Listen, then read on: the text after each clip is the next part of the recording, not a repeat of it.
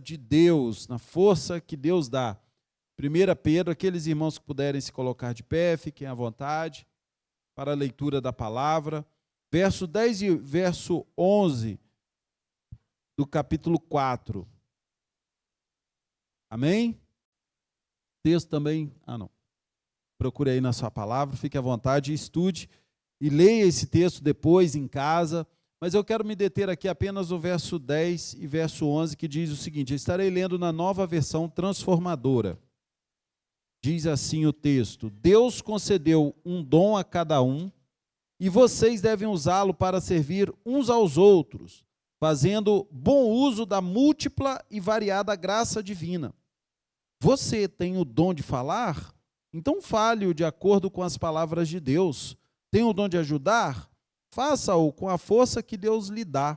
Assim, tudo que você realizar trará glória a Deus por meio de Jesus Cristo. A Ele sejam a glória, o poder para todo sempre. Amém. Você pode se assentar. Graças a Deus pela sua palavra. Essa carta do apóstolo Pedro, irmãos, é mais um documento pastoral que Pedro envia às cartas da Ásia Menor, às igrejas da Ásia Menor, que estão na região ali de Ponto, Galácia, Capadócia, Ásia, Bitínia. Essas igrejas, elas não estavam, na verdade, num grande centro urbano influente, como muitas outras, mas eram igrejas, irmãos, com poucos recursos, mas poderosamente usadas por Deus. Não tinha templos imponentes, grandes templos, igrejas que só de ver os templos ou só de perceber, de ouvir falar dessa igreja, ela tinha uma grande influência naquela região. Eram, na verdade, pequenos grupos de cristãos que viviam, na sua maioria, por vezes, sob suspeita social. Essas pessoas viviam meio que marginalizadas diante das grandes influências que haviam naquele tempo. Elas também, esses cristãos desse momento, estavam passando por calúnias. Quando olhamos toda a carta do apóstolo Pedro aqui, vamos ver no capítulo 2, que esse povo estava sendo acusado de perturbar a ordem pública, sendo acusados de coisas que realmente não era característica desse povo. Nós vamos ver nessa carta que o apóstolo Pedro escreve a essas igrejas, que essas igrejas passavam por ameaças, por perseguições. Sabe, irmãos, eu costumo pensar que hoje nós temos uma grande alegria em ser igreja, não é verdade? Nós não temos perseguições, não daquelas que esse povo aqui sofreu.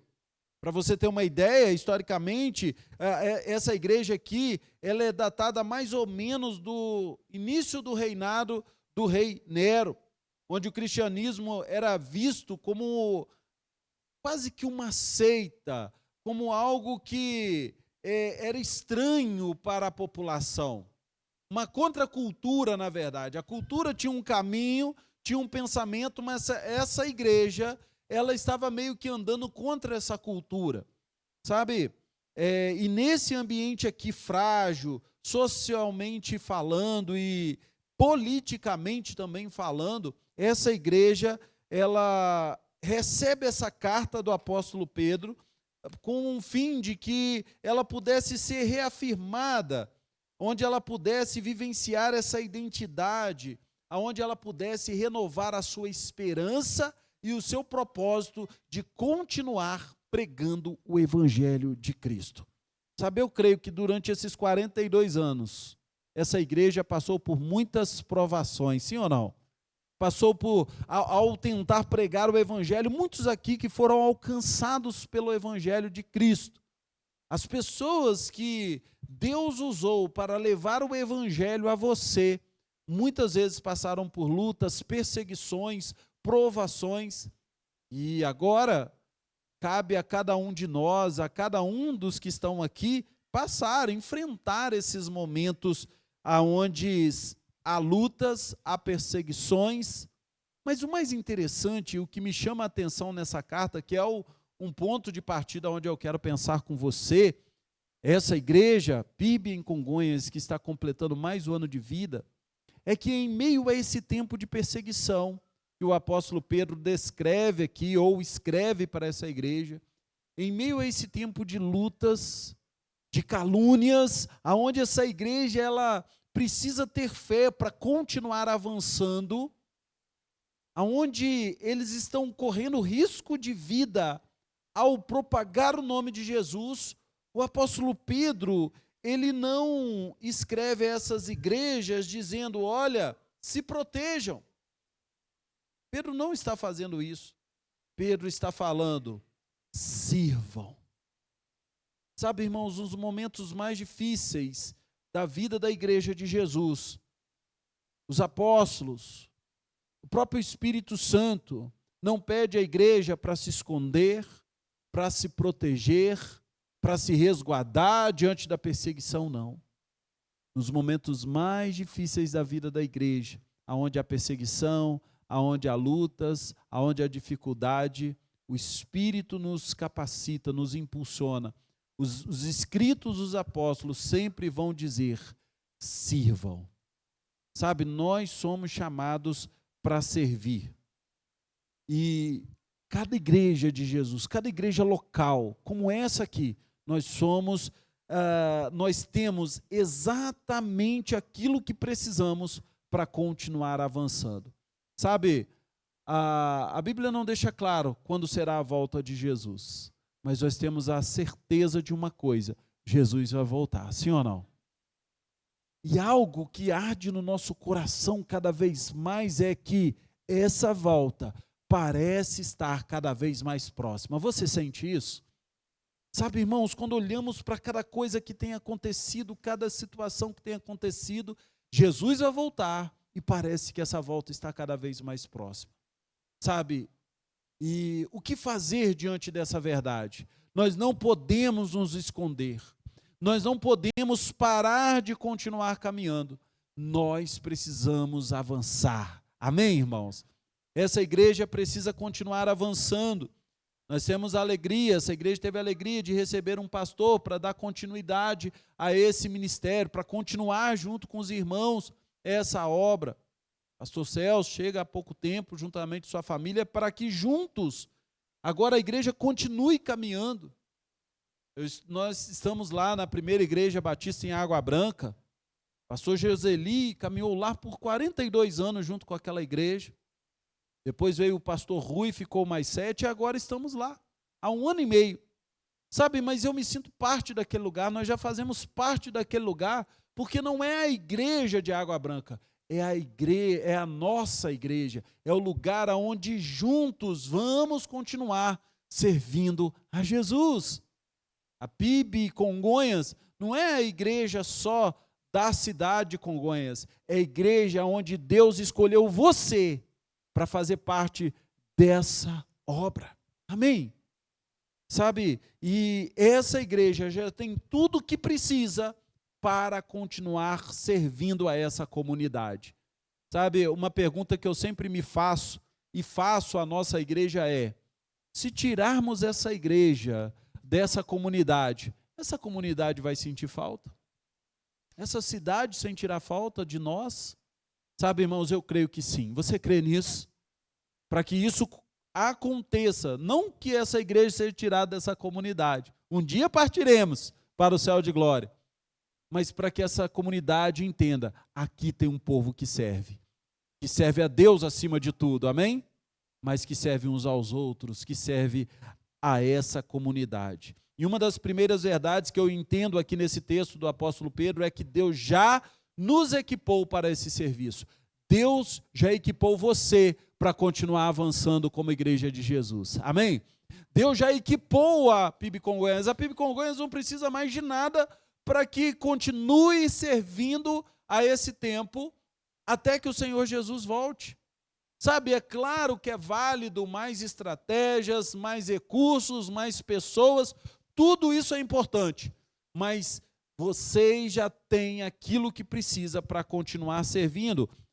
O verso 10 do capítulo 4, a parte A, diz que Deus concedeu um dom a cada um e vocês devem usá-lo para servir uns aos outros. A palavra dom aqui é a mesma usada, a palavra carisma, que na sua raiz no grego significa graça. Sabe, o dom é um presente de Deus para as nossas vidas, é algo que Deus nos deu de graça. Ou seja, é um dom espiritual, é algo que Deus nos deu, não é uma conquista nossa. Nós não conquistamos dons. Ah, querido, se eu pudesse conquistar um dom, eu queria conquistar o dom da música, porque eu gostaria de cantar também, mas não é o meu dom, né? A gente pode falar, não é o meu dom, eu não vou nem tentar fazer isso. Mas Deus capacitou o ministério de louvor como esse, abençoado, para ser usado por Deus, não é verdade? Deus deu o dom, não é um mérito, não é uma trajetória, não é um esforço humano, é graça depositada. Algo que Calvino vai dizer muito interessante é: nada há em nós que nos faça ser superiores, mas tudo é graça, porque ninguém se glorie, para que ninguém se glorie. Nada em nós nos faz ser superiores, irmãos. Tudo que nós temos é pela graça de Deus, não é verdade? Nós vivemos pela graça, e Pedro vai usar esse termo aqui de maneira intencional para lembrar esses crentes que por vezes eram marginalizados. Lembre-se, essa igreja da qual Pedro está escrevendo não é uma igreja influente politicamente, não é uma igreja que tem um grande lugar para se encontrar. Eram pequenos grupos de cristãos que eram caluniados, que eram perseguidos, que eram por vezes maltratados, viviam nas margens da sociedade. Pedro está escrevendo isso para esse povo e dizendo: vocês receberam um dom. Deus não deixou esse povo desprezado, sabe? Esse povo por vezes podia se sentir: não, nós não temos o suficiente, nós não conseguimos avançar porque nós não temos uma influência política para falar com os grandes mestres do império. Nós não temos uma capacidade suficiente para nos posicionar em meio ao clero dessa sociedade. Mas nós temos um dom dado por Deus. Sabe, irmãos, o Espírito não deu esse dom a uns poucos, mas o texto diz que ele deu a cada um. Olhe para a pessoa que está do seu lado e fala para ela assim: você tem um dom, pelo menos. Sabe, o apóstolo Paulo vai confirmar isso, que Deus distribuiu esse dom às outras pessoas. Em 1 Coríntios, capítulo 12, verso 7, ele vai falar que a manifestação do Espírito é concedida a cada um, visando a um fim proveitoso. Ele vai reforçar isso em Efésios, capítulo 4, verso 7. A graça foi concedida a cada um de nós, segundo a medida do dom de Cristo. Sabe, na cultura greco-romana tinha uma ideia do dom, ou a lógica dos presentes, né? Funcionava o seguinte: tinha uma perspectiva. Quantos gostam de receber presente aqui? Amém? Nessa cultura, a ideia era o seguinte: você recebia um presente, logo, dependendo do tamanho do seu presente, ou você recebe um presente barato ou recebe um presente caro, do tamanho do presente que você recebia, você se sentia quase que na obrigação de dar um presente do mesmo valor para a pessoa que você recebeu. Essa era a ideia aqui. Vocês lembram do amigo oculto de antigamente, amigo X? Não sei como se fala aqui, que a gente, no final do ano letivo na escola, na sala de aula, na igreja também a gente fazia, vamos fazer o amigo X. Aí cada um tirava um papelzinho com o nome da outra pessoa, e aí você se empolgava, comprava ali um relógio, né? Não tinha celular na época, mas você comprava algo até, e aí você levava para lá. Mas só que aí na hora você dava o seu presente, na hora que alguém te tirava, você recebia um lápis. Né? Você sente assim: não, mas pelo menos foi dado com carinho, você sente, né? Alegria. Mas no fundo, eu acredito que você gostaria de receber algo no valor que você recebeu. Na cultura greco-romana era mais ou menos desse jeito. Você dava um presente, mas tinha a perspectiva e a expectativa de receber algo no mesmo valor. Quando Pedro fala nessa carta que nós recebemos um dom aqui, o dom de Deus não era na ideia de que o presente que Deus deu a cada um, não era nessa expectativa. Ele quebra essa ideia. O presente que você recebeu de Deus é para que você possa continuar servindo ao outro, usá-lo para servir o outro. Se você receber um presente, não tente dar esse presente para outra pessoa no mesmo tamanho, não. Receber um presente, usa para servir a outras pessoas. Não por obrigação, mas por prazer, sabe? Deus deu um dom para você, querido. Mas esse dom não é um cargo na igreja. O pastor recebeu um dom, ele é pastor da igreja. O líder do ministério de música tem um dom, ele lidera o ministério de música. Não. Até mesmo porque pastor não é um dom, o dom é o ministério da palavra. E ministério, para quem não sabe, a palavra ministério tem a ver com servir.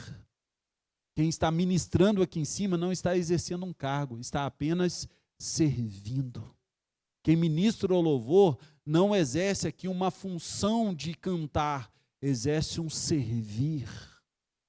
O diaconato, que é algo tão maravilhoso na nossa igreja batista, a palavra diaconato ou diáconos tem a ver com servir. E servir não tem a ver comigo, servir tem a ver com o outro. Nós já temos aquilo que precisamos para servir o outro, mesmo que o que temos seja diferente do outro. Pensa numa orquestra. Quem toca violino tenta tirar do violino um som parecido com trompete? Claro que não. Quem toca bateria tenta tirar um som parecido com o som da guitarra? Ou do violão? Ou do instrumento de corda? Claro que não. Existe ali numa orquestra um maestro, não é isso? E cada um toca o seu instrumento. E na hora que ele vai regendo, ele vai tirando e fazendo com que cada instrumento exerça a sua função, a sua característica específica, para que a harmonia de todos os instrumentos tocando junto saia uma bela música aos ouvidos das pessoas. Sabe, eu creio, irmãos, que a igreja é essa orquestra que é regida pelo poder de Deus. E Ele deu dom para cada um, e à medida que o Espírito Santo vai regendo a igreja, essa igreja vai exercendo uma bela música que é bem ouvida ao coração daquele que está aberto. E essa música se chama Evangelho de Cristo Jesus. Sabe, irmãos, nós precisamos crer nisso. A obra que Deus confiou a nós não depende do que nós não temos, mas da fidelidade daquilo que nós já temos. Não importa o que você tem, não importa aquilo que você acredita que pode glorificar a Deus, e talvez você pense assim, mas não é igual ao outro. Querido, glória a Deus por isso. Glória a Deus que não é igual ao outro, porque aquilo que você tem pode transformar a vida de pessoas. E talvez aquilo que você tem, juntando com outra pessoa, pode ganhar uma potência para abençoar ainda mais vidas em nome de Jesus.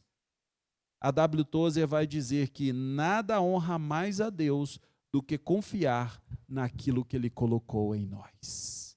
Honra ao Senhor. O Senhor tem chamado você para honrá-lo.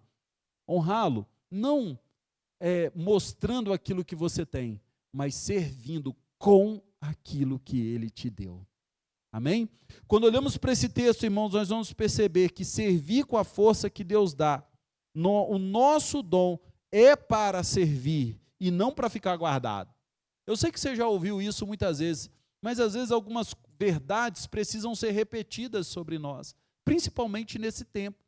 Nós temos visto uma igreja evangélica que tenta avançar no Brasil com grandes eventos, não é isso? Uma igreja evangélica que tenta avançar no Brasil tentando ter influência política, tentando ter influência econômica. Antigamente não tinha isso, mas hoje você vai nos shoppings, tem loja de moda evangélica. Quantos já viram isso?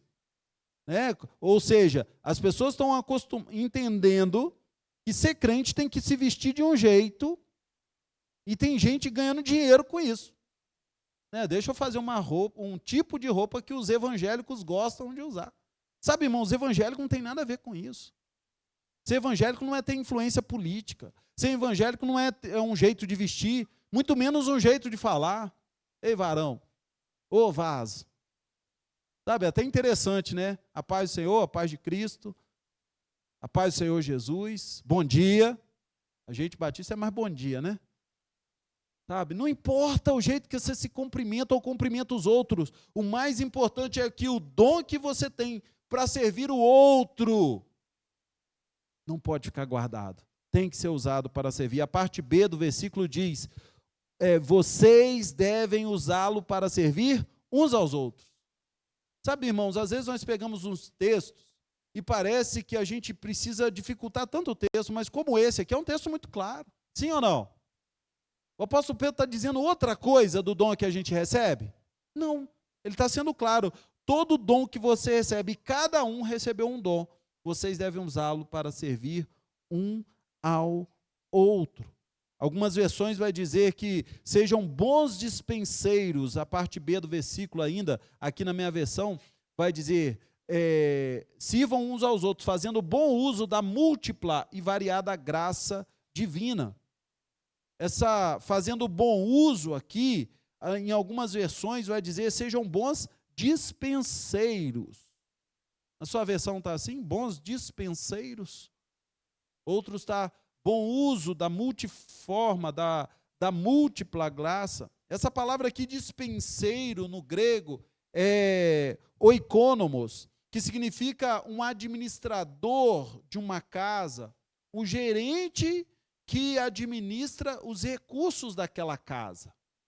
Então, ser um bom dispenseiros da graça de Deus é fazer bom uso disso. É você, alguém de confiança, responsável por distribuir aquilo que ele não pertencia a ele. Ou seja, ele é contratado para administrar os bens de uma pessoa. Lembram de José, do Egito?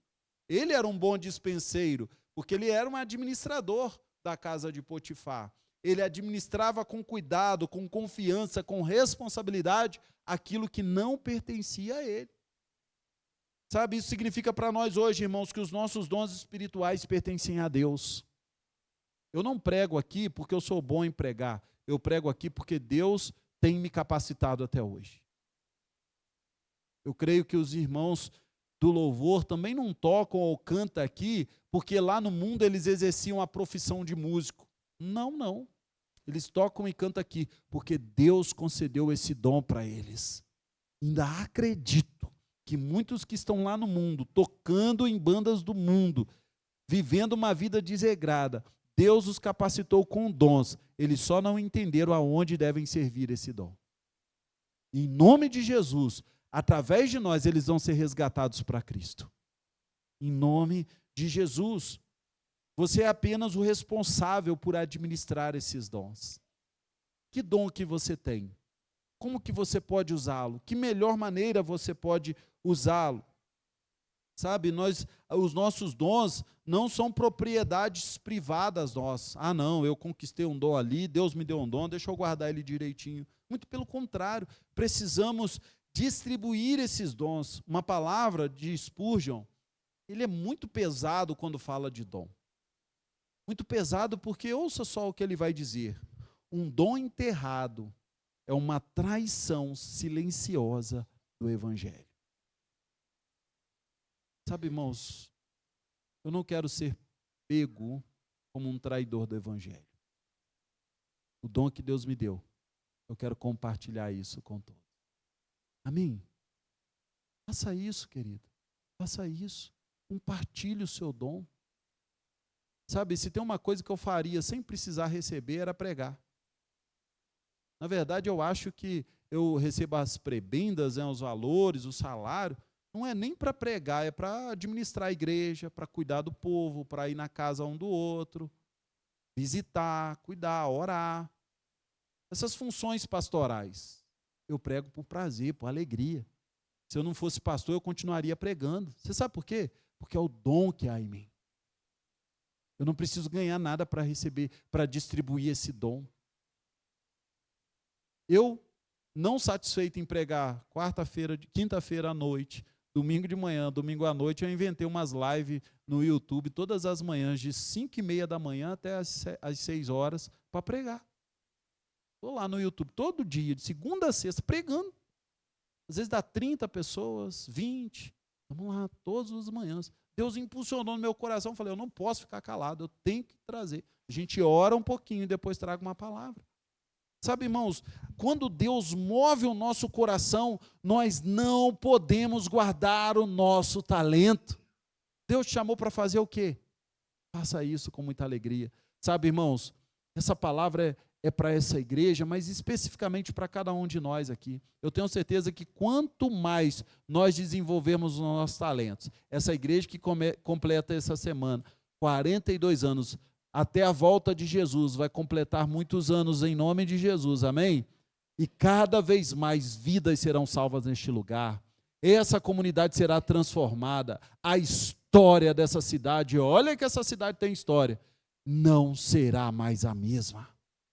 Uma cidade completamente transformada pelo poder do Evangelho de Cristo. Irmãos, guarda uma coisa no seu coração: quando a igreja de Jesus se levanta, nada mais pode ficar de pé, nenhuma ação do inimigo, nenhuma perseguição, nada pode ficar de pé, porque aonde o Espírito Santo de Deus trabalha, não há poder maior do que o poder de Deus.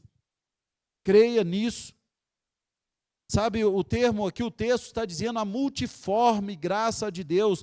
Algumas versões vão dizer também, o original vai traduzir essa palavra por multicolorido, variado, diversificado. Pedro, irmãos, descreve a graça de Deus como um mosaico. Sabe um mosaico? Cada pecinha de cores diferentes, mas cada peça se encaixa formando um grande quadro bonito que de longe você percebe, uau! Que imagem linda, mas quanto mais perto você vai chegando, mais você vai percebendo que são várias peças diferentes, uma encaixada com a outra. Os cristãos da Ásia aqui, irmãos, essa igreja era uma igreja pequena, uma igreja sem poder político. E é justamente por isso que Pedro usa esse termo, dom. Olha, vocês não têm capacidade para comprar nada. Vocês ainda são simples, mas entendam, é essa simplicidade que Deus está fazendo vocês avançarem pelo poder da graça dEle. É com o dom que vocês receberam. Essa igreja não tinha estrutura, mas tinha o Espírito Santo de Deus. Essa igreja, irmãos, não tinha templos, mas eles tinham dons. Sabe, eu lembro que quando eu era criança, muitos aqui pegaram essa época. Não que a gente era, graças a Deus, Deus sempre deu uma condição de vivenciarmos uma vida simples quando criança, mas graças a Deus nunca faltou nada. Mas a minha mãe herdou dos avós dela, dos pais dela, ela ia juntando, com o passar do tempo, algumas roupas que nós não usávamos, as boas que já não usávamos mais, ela doava para os vizinhos e tudo mais, mas algumas elas que não dava para usar e nem para doar, ela deixava guardada num cantinho lá. E um certo tempo eu vi ela cortando um monte de pedaços daquela roupa e guardando aqueles retalhos daquelas roupas. Uns vermelho, um amarelo, um azul, ia guardando tudo no cantinho. E eu ficava me perguntando por que minha mãe está guardando esse monte de pedaço? Não serve para nada. Um monte de pedacinho insignificante, cores diferentes. Mas aí ela juntava bastante daquilo, ela gostava de costurar. Ela não era uma costureira, mas gostava muito de costurar. Ela tinha uma máquina de costura. E, de repente, ela começava a costurar, pegava cada pedacinho daquele, costurava um no outro, ia costurando, costurando. E a gente, mãe, o que a senhora está fazendo? Ah, meu filho, você vai ver. Quando chegava na época de frio, além dos nossos cobertores comuns, né, que tinham naquele tempo, né? Tinha um nome os cobertores, né? Eu esqueci o nome que falava, né? Não era edredom é um negócio mais novo. Chenil, uns trem assim. E aí ela, para melhorar a condição, ela fazia uma grande coxa de retalho. E aí ela vinha com aquela coxa de retalho, e ela fazia 2 camadas, e botava uma espuma no meio. Meu irmão, eu vou falar um negócio para você, era melhor do que uma coxa, um negócio novo, melhor do que um edredom. Era tudo um monte de... Eu lembrava de um pedaço de camisa que eu tinha, de um outro, mas era muito bonito no final das contas. E quentinho ainda, né? Graças a Deus. Sabe, eu vejo que essa ideia que Pedro está falando aqui, da multiforme graça de Deus, cada pedaço sozinho no seu canto, não faz sentido. Não faz sentido. Mas quando eles são juntados pelo poder de Deus, cada cor ali, cada pedaço ganha um propósito. Porque juntos eles estão servindo para prover calor.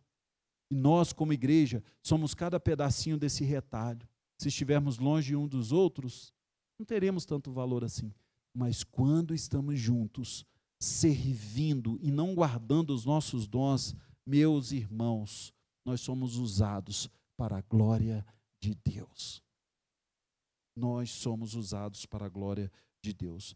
Deus não quer que a sua igreja seja um celeiro de bênçãos, celeiro de dons. Deus quer que os dons circulem no meio da igreja, que esses dons sejam usados. E por fim, irmãos, a força para servir vem de Deus e não de nós. Verso 11, se alguém serve, faça-o na força que Deus supre, no suprimento de Deus. A palavra suprir aqui que Pedro descreve, vem de um termo que descrevia um financiamento generoso, tipo patrocínio, era algo daquela época. Eles começavam um projeto público lá na Grécia, então tinham os patrocinadores, aqueles que supriam o projeto e provia tudo o que aquele projeto precisava até a sua conclusão. Quando Pedro usa esse termo, ele está dizendo que Deus é o grande sustentador do seu serviço, da sua obra. Quando Deus começa uma obra, Ele é fiel para completá-la, como disse o apóstolo Paulo aos Filipenses, capítulo 1, verso 6. Ele é fiel para completá-la até o final, até os dias de Jesus Cristo. Porque Ele é o sustentador dessa obra. O nosso dom, a nossa força para fazer essa obra, irmãos, não vem de nós, vem de Deus. Deus é o nosso maior patrocinador. Amém? Essa igreja completa nesse tempo 42 anos, e tenha certeza de uma coisa, não foi pela força das pessoas que passaram ou das que estão aqui, foi pelo poder de Deus agindo através dessas pessoas. Sabe, eu tenho certeza que essa igreja vai continuar avançando, não é por conta dos recursos financeiros que essa igreja tem ou adquire, não é pelo dinheiro público dessa cidade, não, essa igreja vai continuar avançando, porque mesmo Deus que capacita, Ele supre todas as coisas. A ideia mais clara de quando os apóstolos vai dizer que Deus é dono de todo o ouro e toda a prata, ela se revela na vida da igreja. Eu tenho certeza que muitas coisas que foram feitas nessa igreja, que precisaram de recursos, muitas vezes foram feitas pela fé, sim ou não? E aí quando acaba a gente fala, como que a gente conseguiu fazer isso? Como? Pelo poder e a graça de Deus, se movendo em corações que estão abertos para serem usados pelo poder de Deus. Esse poder não vem de nós, mas nós precisamos estar conectados com Deus. Você entende isso? Uma igreja que está conectada com Deus, ela tem toda a capacitação para continuar avançando. Deus não nos dá tudo de uma só vez, irmãos, mas Ele dá cada coisa no tempo certo. Sabe, eu creio que Deus ainda tem muita coisa para fazer na vida dessa igreja. Creia nisso, porque virá no tempo certo, em nome de Jesus. Estejam conectados com a grande fonte de poder que é o Senhor, porque a força para servir vem dEle. Você já viu crente desanimado, crente cansado? Muito provavelmente porque se desconectou com a grande força de poder. Eu tinha um celular velho, irmãos, e graças a Deus, Deus me abençoou com outro novo. Eu tinha um celular velho que a bateria dele deu problema. Eu não queria nem consertar aquele celular, porque eu já estava triste com aquele negócio. Graças a Deus, arranjamos um novo. Mas aquele celular velho, eu falei, não vou fazer desse celular mais celular, não. Vou fazer um telefone fixo. Então, comprei um carregador e deixava ele lá, guardadinho. Ele só funcionava, não sei se você já teve um celular, só funcionava conectado ali no carregador. A bateria tinha dado problema. Funcionava perfeitamente. Mas a energia que ele usava não era da bateria dele. Era energia normal, porque ele estava conectado ali. Sabe, tem crente que quer, a bateria está acabando e ele quer ser usado por Deus. Irmão, você precisa se conectar diretamente na força maior que é Deus. Amém? Sabe, esse celular, se eu desconectasse ele da bateria, da tomada, ele parava na mesma hora. Eu creio que nós, como igreja, precisamos ser como esse tipo de celular velho. Funcionar perfeitamente, só conectado na fonte que é Deus. A nossa conexão é Jesus Cristo, nosso Senhor e Salvador. o desânimo espiritual, muitas vezes, irmãos, é sinal dessa desconexão com essa fonte maior. Eu quero concluir essa palavra, irmãos, dizendo que Deus tem chamado para permanecer na presença dEle. Eu creio que 42 anos deste lugar foi um tempo poderoso da parte de Deus para essa igreja. E quero dizer para vocês, se preparem, porque Deus vai fazer coisas maiores e melhores na vida de vocês e vai usar vocês para realizar nessa cidade coisas ainda maiores do que Ele fez até agora, pelo poder do nome de Jesus. Você crê nisso? Pedro aqui nos lembra dessas 3 verdades profundas, irmãos, que Deus já colocou em você, o que é necessário para continuar avançando. Nada falta ao chamado que Deus tem para a sua vida. Você já tem tudo o que precisa. Creia nisso em nome de Jesus. Deus, Ele é o que equipa a gente antes de nos enviar. Pedro nos lembra aqui também que o nosso dom, ele é essencial e não opcional. Não dá para deixar o nosso dom guardado. Então, querido, você que tem um dom aí, que está guardado, ou ficou desanimado por alguma coisa que aconteceu. Essa palavra, eu não estou aqui simplesmente para dizer essas palavras, ou por coincidência. Se essa palavra chegou para você nessa noite, é porque Deus está falando contigo. Deus quer usar você para fazer coisas grandiosas em nome de Jesus. Muitas pessoas que estão do seu lado precisam daquilo que você tem. E por fim, a força ela não vem de você, mas vem de Deus. A obra começa em Deus, a obra é de Deus, a obra é feita para Deus e para a glória de Deus. Nada que é por nós, é para Cristo Jesus, nosso Senhor da glória. Amém? Eu quero terminar essa palavra fazendo uma oração, posso? Quero orar por você, eu quero convidar a igreja a se colocar de pé. Eu não sei quanto tempo você tem de caminhada cristã. Eu sei que muitas pessoas aqui têm muitos anos de caminhada cristã, outros têm pouco tempo, mas não importa. Não é uma competição isso de quem tem mais tempo de crente, mas é uma missão para todos aqueles que se achegam ao Evangelho. Daqueles que vêm caminhando há muitos anos, glórias a Deus pela sua vida. Daqueles que há poucos dias se converteram, se batizaram, essa missão é de todos nós. Continue firme, continue conectado com a presença do Senhor, porque tempos maravilhosos da parte de Deus virão sobre a vida dessa igreja, em nome de Jesus. Meu Deus e meu Pai, toda a honra, toda a glória sejam dados ao Senhor. Nós te louvamos, Deus, porque Tu és bom, a Tua graça e a Tua misericórdia duram para sempre. Deus, muito obrigado, Pai, porque essa igreja hoje, nesse tempo, pode comemorar 42 anos. Mesmo depois de muitas lutas, dificuldades, mas também depois de muitas vitórias e conquistas. O Senhor, em todos esses momentos, esteve com essa igreja. Porque essa igreja é Tua, Pai. Continua, Senhor Deus, fazendo essa igreja avançar. Capacita cada servo Teu com o dom que o Senhor tem dado a cada um. Abençoe a vida do pastor Celso, da sua família e de cada membro dessa igreja. Que eles possam continuar avançando em o nome de Jesus. Amém e amém. Queridos, você pode se assentar, que Deus a todos abençoe. Quero agradecer aqui de coração o convite que recebi pelo pastor Celso de estar junto com os irmãos. E que Deus abençoe poderosamente em nome